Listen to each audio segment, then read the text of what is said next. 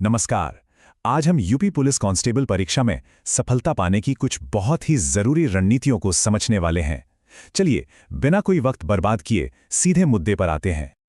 तो सबसे पहला और कह सकते हैं सबसे बड़ा सवाल जो हर कैंडिडेट के मन में इस वक्त घूम रहा है वो ये है कि आखिर परीक्षा है कब। देखिए, पहले तो खबर थी कि परीक्षा मई में हो सकती है, लेकिन पंचायत चुनावों की वजह से अब ये लगभग तय है कि परीक्षा जून में ही होगी। इसका मतलब क्या हुआ? मतलब ये कि तैयारी के लिए थोड़ा और वक्त मिल गया है। ठीक है, तो अब जब परीक्षा की तारीख का अंदाजा लग गया है, तो चलिए सबसे जरूरी चीज पर ध्यान देते हैं, और वो है मॉक टेस्ट में टाइम मैनेजमेंट। समय को कैसे साधना है, इस पर बात करते हैं। इस बात को बहुत गंभीरता से लेना होगा। सोचकर देखिए, अगर 10 सवाल पढ़े भी नहीं तो सिलेक्शन का चांस 99% तक कम हो जाता है। मतलब अगर पूरा पेपर हल करने की कोशिश भी नहीं की तो समझिए कि चयन का मौका हाथ से निकल सकता है। तो इसका समाधान क्या है? समाधान है ये टाइम टेबल। ये एक बेहतरीन रोड मैप है। देखिए, 120 मिनट में रीजनिंग के लगभग 55 सवालों के लिए 60 से 65 मिनट, गणित के 20 सवालों के लिए 25 से 30 मिनट, और हिंदी और जनरल स्टडीज इनके लिए 12-13 मिनट काफ़ी हैं। यही संतुलन सफलता दिलाएगा, ताकि कुछ भी ना छूटे। तो इस टाइम मैनेजमेंट को दिमाग में रखते हुए हर विषय की तैयारी कैसे करें?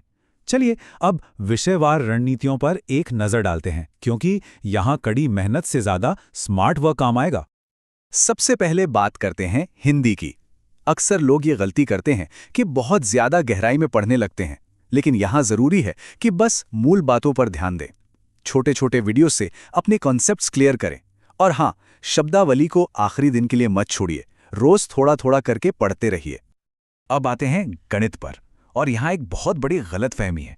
लोग सोचते हैं कि अंक कम है तो समय भी कम दें। बिल्कुल नहीं, यही वो विषय है जो चयन का निर्णायक साबित हो सकता है।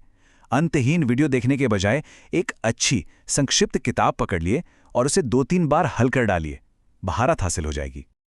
ठीक है, अब बात करते हैं उस सेक्शन की जो इस पूरी रणनीति का सबसे महत्वपूर्ण हिस्सा है, एक गेम चेंजर।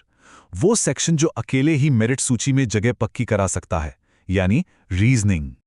और ये बात सब कुछ कह देती है। अगर रीजनिंग में 55 में से 50 अंक आ गए तो चयन 90% तक पक्का है। सोचिए, मतलब सारी मेहनत का सबसे ज्यादा फायदा यहीं मिलने वाला है। ये सिर्फ एक फायदा नहीं, ये लगभग सफलता की गारंटी है। तो इसमें महारत हासिल कैसे करें? बहुत ही सरल 3 स्टेप का रास्ता है। पहला, एक बार पूरा सिलेबस अच्छी तरह से खत्म कर लें।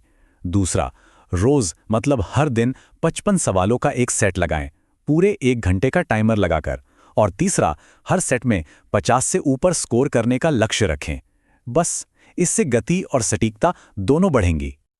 अब सवाल उठता है कि रोजाना अभ्यास के लिए इतने सारे सेट आएंगे कहां से? तो इस जरूरी अभ्यास में मदद के लिए एक नया साधन भी पेश किया गया है, मिशन खाकी 40 प्रैक्टिस सेट्स। इस किताब में क्या खास है? देखिए, इसमें पूरे 40 प्रैक्टिस सेट हैं, मतलब 2200 सवाल।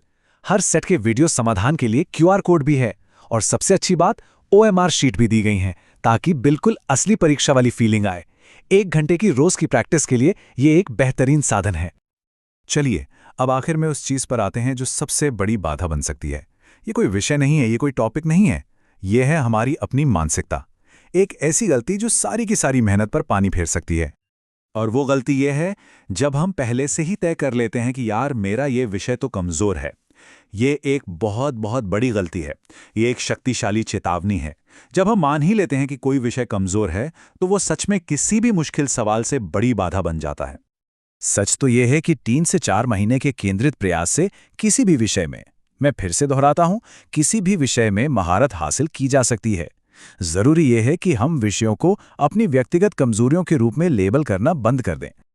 तो इस पूरी चर्चा के बाद एक सवाल के साथ इसको खत्म करते हैं। असली चुनौती क्या है? वो परीक्षा जो आने वाली है, या वो मानसिकता जिसके साथ हम उसकी तैयारी कर रहे हैं? शायद सफलता का राज इसी सवाल के जवाब में छिपा है।